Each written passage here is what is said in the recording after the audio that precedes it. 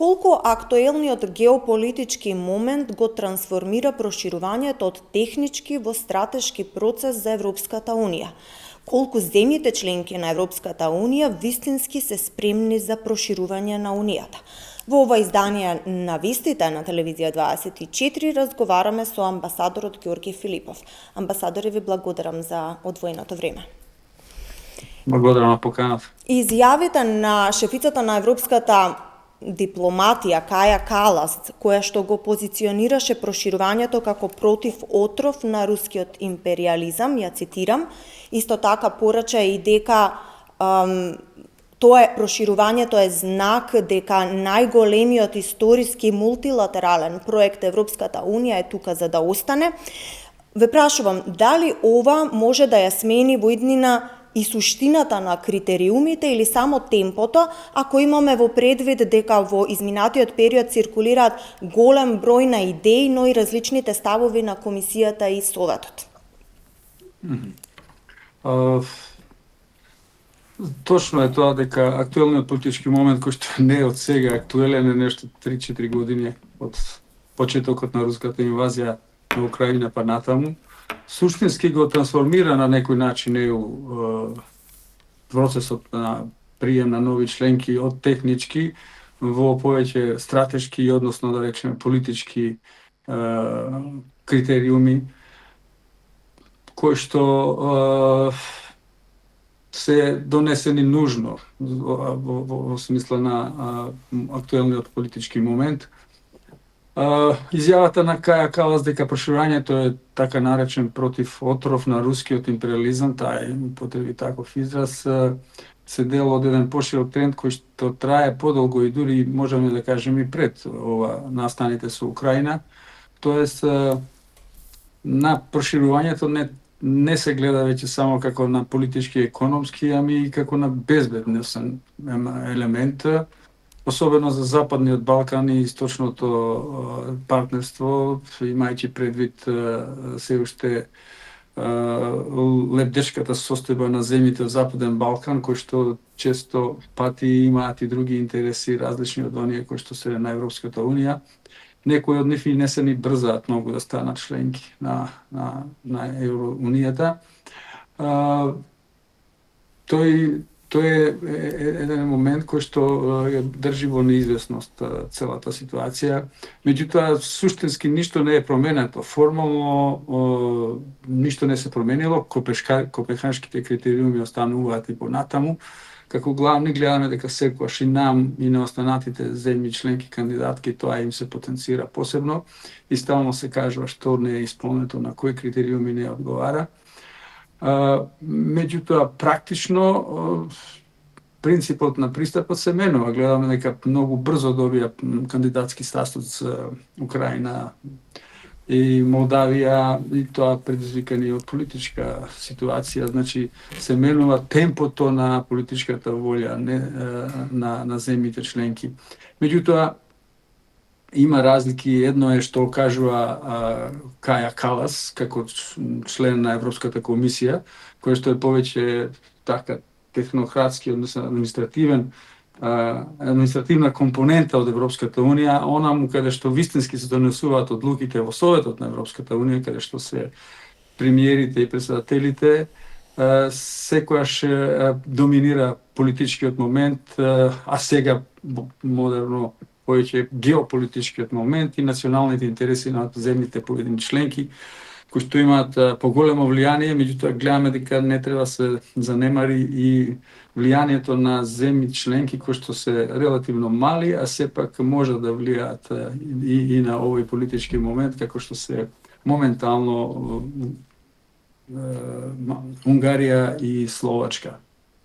Значи, како заклучок може да кажеме дека критериумите ни одалеку не се укинати, дури постануваат и малку построги, односно построго се гледа на копенхашките критериуми, но геополитички, односно политички, ситуацијата станува пофлексибилна и можно е да се донесат и одлуки што еднаш беше веќе случај, дури тој момент на приемот на Романија и Бугарија, можеме така да го наречеме, повеќе беше стратешка и политичка одлука отколку административна, односно исполнување на копенхашките критериуми. Дали Европската Унија е спремна за ново проширување и колку внатрешно политичките динамики во земјите членки реално го кочат процесот на проширување? Значи, тука зборуваме раст на десница, изборни циклуси и така натаму. Да. Овој вториот момент, од него ќе почнам на вашето прашање да одговорам. Политички тие не се спремни целосно за проширување. Поинаку административно мислам дека Европска Унија е спремна за тоа. Постојат кочници, односно сопирачки на овој процес. Тоа е единствениот процес кој што самата ЕУ не исполнува еден услов. Таа не е трансформирана за да може да носи доволно брзо квалитетни, меѓутоа и навремени одлуки. Значи, институционална таа не е подготвена за тоа. Се уште нема моменти на надгласување, се уште нема донесување одлуки со брзина како што тоа може да го прават, да речеме, Соединените американски држави, Кина, и другите големи сили. Значи, може да кажеме, внатрешна трансформација на ЕУ е еден од условите што не ги исполнува ЕУ, самата ЕУ, за такво брзо проширување. Дури имаме тука и секогаш расправи околу буџетот, која земја колку треба да добие, дали некоја ќе добие доколку не се согласува со одредени прашања кои што ја форсираат овие земји основачи на ЕУ. И второ е раст на десницата во целата Европска Унија, односно како одговор на некој начин на однесувањето на Соединените американски држави, Русија и така натаму. Проширувањето останува, значи, тема била секогаш, ама сега посебно, бидејќи имаме во неколку земји во Европската Унија, кај што се очекуваат нови избори, прво кај соседите наши, па имаме тоа исто подалечните соседи, членови на поранешна Југославија, Словенија. Ги спомнавте изборите во Словенија кои се одржуваат денеска. Со оглед на тоа дека и Јанес Јанша и Роберт Голуб декларативно го поддржуваат проширувањето на Европската Унија, сметате ли дека ќе има разлика во темпото и политичкиот нарав на проширувањето кон Западен Балкан? Овдека не дека сум го сретнал Јанес Јанша еднаш-два пати лично. Роберт Голуб не ми е познат како човек, меѓутоа гледам однесувањето како премиер. Тука Јанша на некој начин е поголем европјанин, ми се чини, и тој е за побрзо проширување. Тој поинаку гледа на тој геополитички аргумент, односно дека е потребно Европа да биде заедно ако сака да биде посилна. А Голуб е повеќе административно ориентиран кон Европска Унија, прво таа да се реформира, па после постепено и така натаму. По-словенски би рекол во наводници се однесува, отколку Јанша во моментот. Иако гледам на Јанша му наоѓаат, како и пред секој избори, дека имал вакви контакти, имал такви контакти.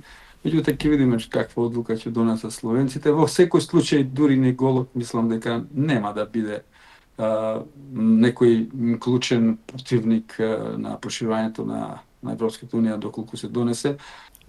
Каде го гледате решението за деблокада на македонските евроинтеграции, ако го имаме предвид ставот на македонската влада, но и изборите во Бугарија, каде што фаворит е екс-председателот на Бугарија Румен Радев, кој се смета и за еден од креаторите на барањата во преговарачката рамка?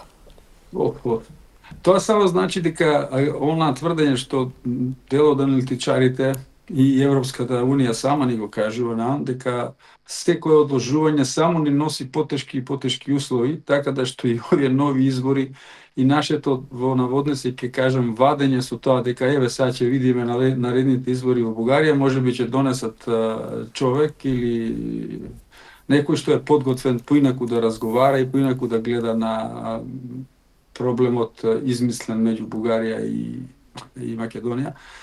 Меѓутоа, ако победи Радев, не гледам некоја спремност од негова страна, тоа тој го кажува во предизборието, така што не гледам дека некакви промени ќе настанат тука. Од друга страна, не ни е ни само тоа прашање, ние треба да направиме напредок во судството и од други точки од тие колку се таму 32-3 кластери, за да прво треба да ги отвориме приговорите на вистински начин. Ние сега неофицијално сме ги отворили, меѓутоа чекаме да заедничка седница, нели, за таа треба таму исто концензус да се направи. Натрешните реформи во Северна Македонија треба да ги направиме исто уставни измени, владење на право и така натаму, тие што се од наша страна. Европски притисок и медијација, голема улога на Европската унија како гарант да биде, ние тоа го бараме, нели, да биде Европската унија како гарант. Меѓутоа, тоа не може да се случи доколку во парламентот ти ќе се изгласа тоа. Меѓутоа, рековме дека политички одлучувач е Советот на Европската унија. Таму еден се уште е доволно еден глас да биде против тоа и Европска унија да не се согласи да биде гарант на тоа. Билатералните прашања остануваат засега само со Бугарија, меѓутоа тоа не значи дека ако остане овој статут на ЕУ, дека ако утре Албанија влезе пред нас во Европска унија, дека Албанија нема да се јави со некои прашања. Но иако Еди Рама вели дека нема да биде така. Ама не знаеме кој ќе биде после него. А и не знаеме дали тој ќе си го држи за зборот. Гледаме дека политичарите нешто многу често почнуваат да ги менуваат одлуките преку еден ден, а не па по една година или две или три, доколку се создаде услов за влез во Европската унија. Така што треба да се биде подготвени за флексибилност и да се мери што ќе се даде и што ќе се земе.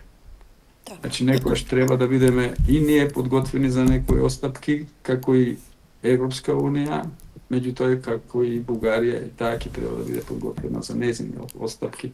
Доколку не, ние мора да имаме трето решение.